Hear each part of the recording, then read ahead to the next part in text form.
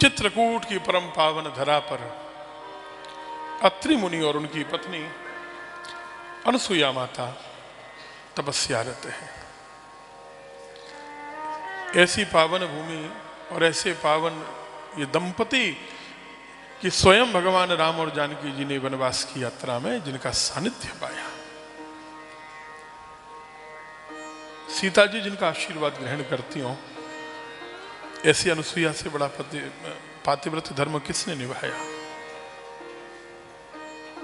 भगवान राम ने भी जिनका आशीष पाया, राम राम रटते रटते ये संत इतने पूजनीय हो जाते हैं कि स्वयं भगवान भी इनका आशीर्वाद चरण छूकर देते हैं।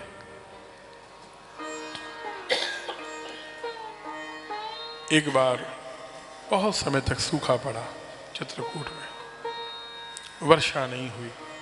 अत्रि मुनि तपस्या में लीन थे। कई वर्ष बीत गए। एक दिन तपस्या भंग हुई। उठते ही बहुत जोर से प्यास लगी और अनुसुईया से कहा कि अनुसुईया जल दे। अनुसुईया ऐसी पतिव्रता थी कि पति को कभी मना नहीं करूंगी।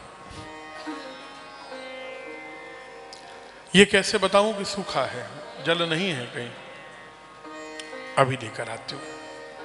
अनुसुईया जी लोटा लेकर कहीं चलते। अब जानते हैं कहीं जल नहीं है। उनकी इस पातिव्रत्य सेवा से भगवती गंगा प्रसन्न होकर प्रकट आई। गंगा जी ने कहा कि अनुसुईया जी,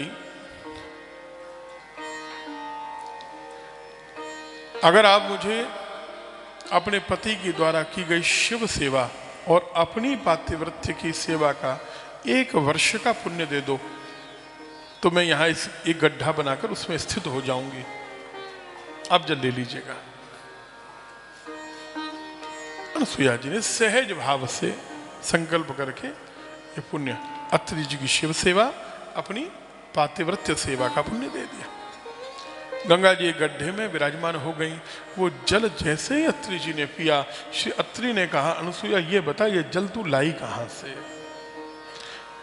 क्योंकि ये साधारण जल नहीं है, ये गंगा जल ही है और हमारी चित्रकूट की भूमि में कहीं गंगा जल नहीं है। जैसे श्री यमुना जी इतनी प्रदूषित हो गई, तब भी आज भी जब भी हम देखें तो यमुना जी में से वही तुलसी की गंध आती है, भगवान के चरणों की गंध आती है। पहचान जाएंगे कि यमुना जल है। गंगा जल का स्वाद अलग ही है, नर्मदा जी के जल का स्वाद अलग ही है। साधना के द्वारा आप केवल जल का दर्शन करके और पान करके पहचान सकते हैं कि ये गंगा जल है। और अत्रि मुनि तो विलक्षण साधु है। अनुसुईया जी ने सारी घटना बता दी। अत्रि जी जल पीकर प्रणाम करने गंगा मैया को आए। गंगा जी प्रकट होकर आशीर्वाद देती हैं। श्री अत्रि ने कहा कि मां, मेरे इस क्षेत्र में गंगा नहीं है। ये ऋषि मुनि गंगा जी की धारा को उसी तरह लेकर आए जैसे श्री भगीरथ लाए हैं। श्री भगीरथ अपने पूर्वजों के उद्धार के लिए बंगाल की इस पावन धरा तक लेकर आए गंगा सागर में।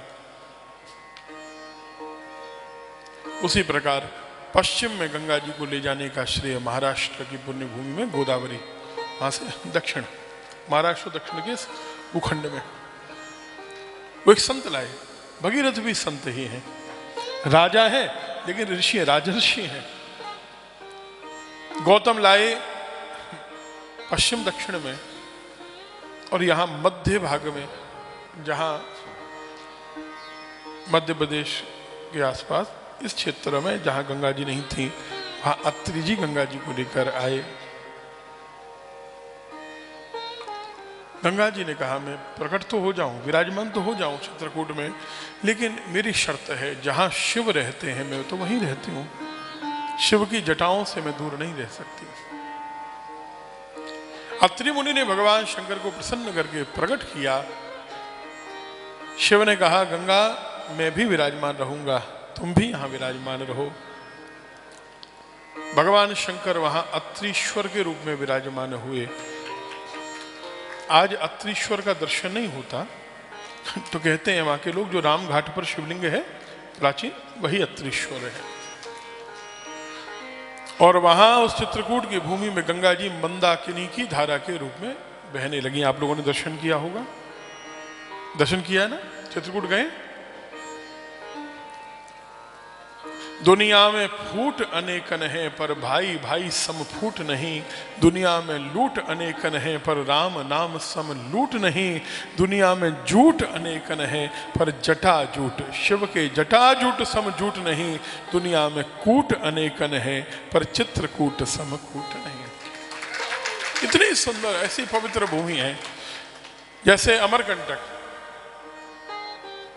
जैसे चित्रकूट, ये अनटच्ड है। अभी भौतिकता का बहुत प्रभाव इन क्षेत्रों में, तीर्थों में नहीं पड़ा। जैसे प्रातःकाल माननीय शतुल जी कह रहे थे, तो अरुणाचल प्रदेश में ये जो परशुराम कुंड आदि क्षेत्र है, अब इस पर प्रभाव भौतिकता का नहीं पड़ा। और हम तो चाहते हैं कि वहां होटल्स कभी बने ही नहीं, ज्यादा बड़े बड़े गेस्ट हाउस नहीं बने। जिसको वास्तव में यात्रा करनी है वो कष्ट सहन करके भी कर लेगा, और मनोरंजन वालों के लिए तीर्थ स्थल होने भी नहीं चाहिए।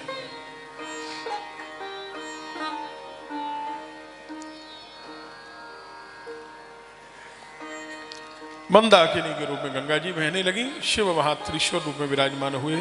श्री मंदाकिनी माता की, अत्रीश्वर महादेव की नमः। पार्वती पतये हर हर महादेव।